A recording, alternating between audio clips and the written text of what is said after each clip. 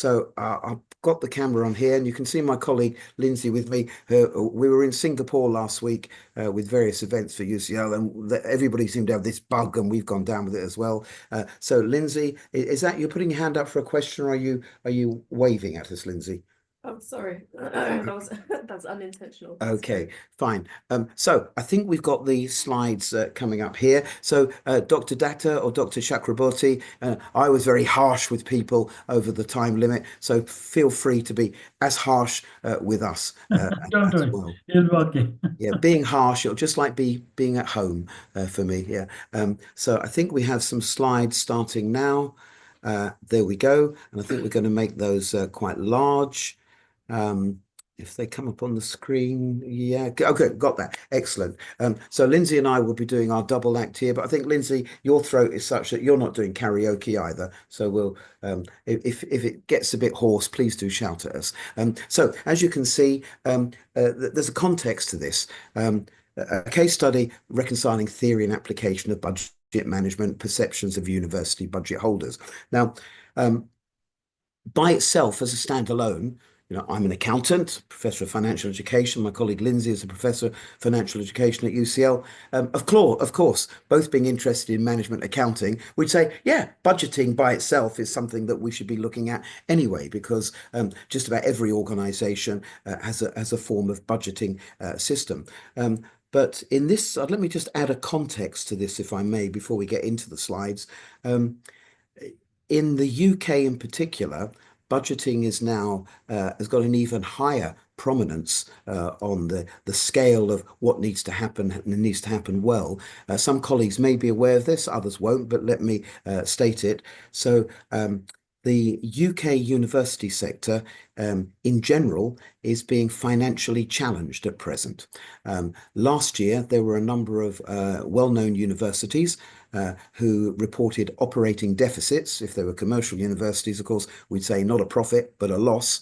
There are some forecasts for the financial year ending 31st of July this year. Lynsie, I think you've got some details from Scotland, I think. Yeah, so in Scotland, there are about 30% of universities that are due to forecast a deficit in the financial year ending July 31st, 2025. And in England or Wales? England and Wales, there are 40% of universities forecast to be reporting operating deficits. So, and I'm just thinking recently from last year, King's College, and people would be very familiar with the name King's College in London, reported, forgive me, was it £15 million annual operating deficit? I was talking to some colleagues recently in Wales from University of Cardiff, and they reported a £23 million deficit. Durham University, which some colleagues will be familiar with, along with a number of other institutions, is actually looking initially at voluntary redundancies. And there are a number of universities who are significantly financially challenged. Lynsie. Actually, University of Dundee, which is over 120 years old, they've had quite significant financial troubles as well in recent times. And in fact, in the city of Dundee, it's about 1 in 12 people who actually rely on employment with the university. So there's a huge sort of impact locally for that particular institution. Yeah, so what you see here is, yes, of course, budgeting is significant anyway, but for the university sector at the present time, we thought that this would be very appropriate just to get a snapshot view. It is going to be a working paper. There's much more to be looked at, and it's just going to be, I said earlier about the one constant in life, paradoxically, is change. There are lots of significant financial challenges floating around. But anyway, getting into our paper here, looking at that, the aim, so we put all, hopefully, the right academic language in to identify and explore and comprehend phenomena experienced by university university budget holders within the study that influence their ability to effectively plan for, implement, and manage budgets and make associated financial decisions. And just to note, within that study, we use the term budgeting process, and that's a broad umbrella heading to include the budgeting setting, the planning ahead, the ongoing budget management, and then, of course, the associated decision making. Part of that would be for a university, of course, the fee income that would be coming from students, and that's been one of the challenges for many universities, not least with international students. Although in England and Wales, it's also compounded by the fee for home students, which seems to be significant. It's set by government and is significantly less than what universities report it costs to educate an undergraduate student. So international student fees, it traditionally have subsidised that government capped fee limit. And I think, Lynsie, specifics? So this is a small study. So we're using a case study that just so that we can get the perceptions from those who are actually working in that university sector, so specifically budget holders. So we managed to interview 16 of the participants, and we were trying to ascertain, their what their perceptions of the significant components of effective budget management and preparation is to them, as well as sort of get a feel for the negative and positive impacts of those components and how they relate to how they use budgets and how they manage budgets. And although it's only 16, it is a first step, and the intention is ultimately to broaden that as far as is possible. So in terms of the design, it's a mixed method, and we wanted to establish, what budget managers need to be good at to set and manage budgets well, identify the perceptions that we spoke about earlier about what they can and can't do well, and why. And Lynsie, I think you've got just a very quick. We're not showing it on the screen, but we did look at a literature review to establish what it is in theory, both in terms of, I think there's something else come up on the screen here, which we're just going to get rid of. Okay. That was Lynsie's attempt at karaoke, I think, clearing the throat. Oh, I think it's disappeared, that Word document. Oh. That you had. Okay. No, I don't know what time. Okay. And I can't get rid of this on my screen. There we go. So yeah, so I've got it here, the notes. Sorry, it's come up on my screen, not yours, Lynsie. So we looked at a lot of, in the UK context, a lot of traditional management accounting textbooks, and used on many undergraduate and postgraduate programs. So what the textbooks say that students need to learn about budgeting, now the benefits of budgeting, the advantages of budgeting, all the characteristics which make budgeting good if not just institutions, but all organizations can make them work. But we also looked at a lot of articles about some of the challenges in making budgeting systems work, about the good things, but also gets in the way. Indeed, going back, I think we went back to one in 1981, which was a study of university budget holders with all the challenges that go wrong.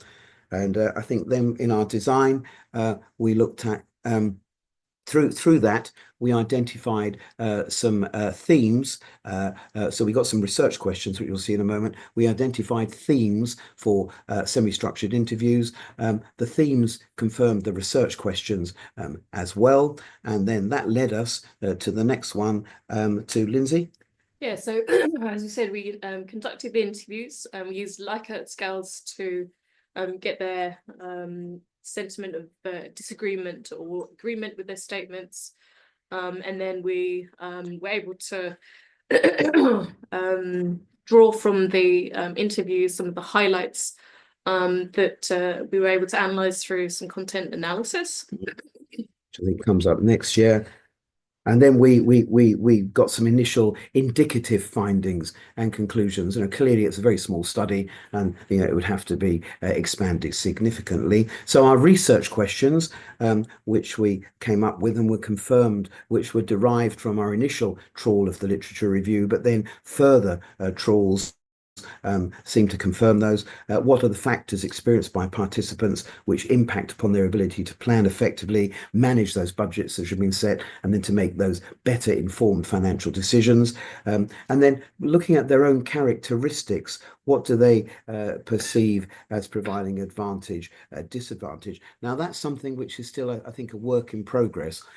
What came out of the semi-structured interviews was that we need to have, I think, more focused questions on that. And we're making some suggestions at the end how we might do that in future studies. And then, of course, the lessons that would come from the study. And then here are 5 statements. There's one, yeah, and they were all the literature and indeed the articles, not just textbooks. Budgets promote forward thinking, identification of short-term problems.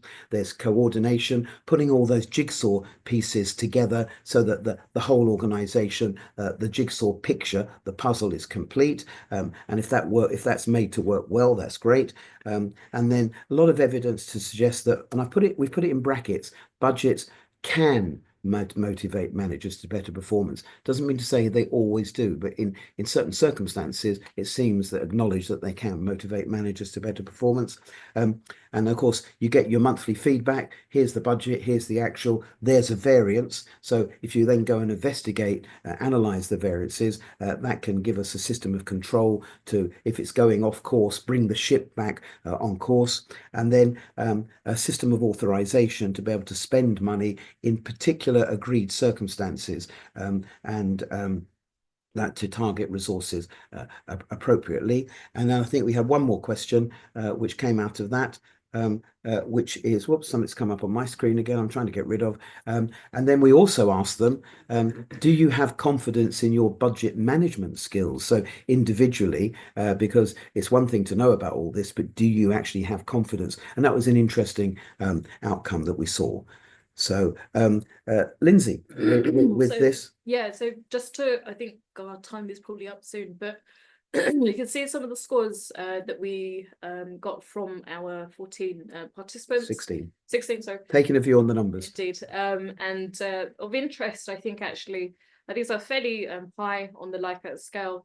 But number 3, motivation for improved performance, and that scored the lowest actually on the 1 to 7 scale itself. So in the main, they were agreeing with the statements that came from the literature review, and apart from one of them, and then we asked them about their own experience of reality.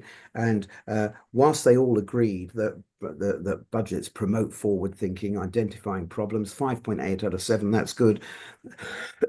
Excuse me. The others were significantly lower. So this is interesting in that you got on one column earlier on, they were saying, yeah, we, apart from the motivation for improved performance, we agree in principle, these are all the wonderful things that budgets can do for us. But the reality seemed to be somewhat different, and you can see that there is a spread that's there, and that I think gives us some insights into what we can be doing in future.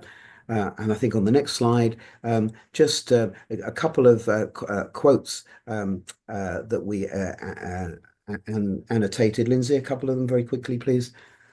Yeah, so I think to relate to the lower scoring one, motivation is hindered, not promoted. That sentiment was quite clear from what our participants were saying. And too many departments not prepared to give up resources, even if the university would benefit. And I think, yeah, and I think 2 points there.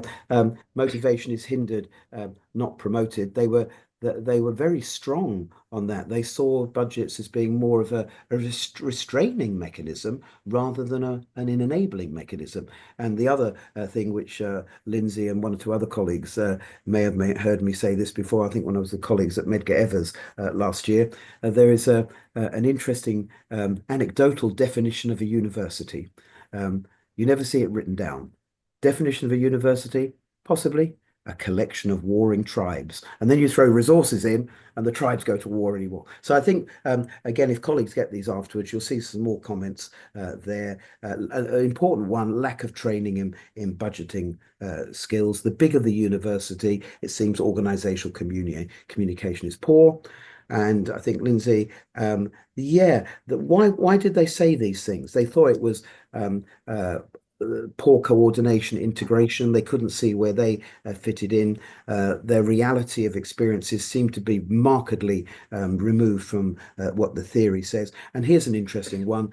Some colleagues who are familiar with the theory of budgeting might have heard of the hockey stick trick, where you jog along quite nicely, spending your money. You get to month 11, you've overbid for your budget anyway at the start of the year. You get more resources than you need. So, of course, you'll come in under budget, won't you?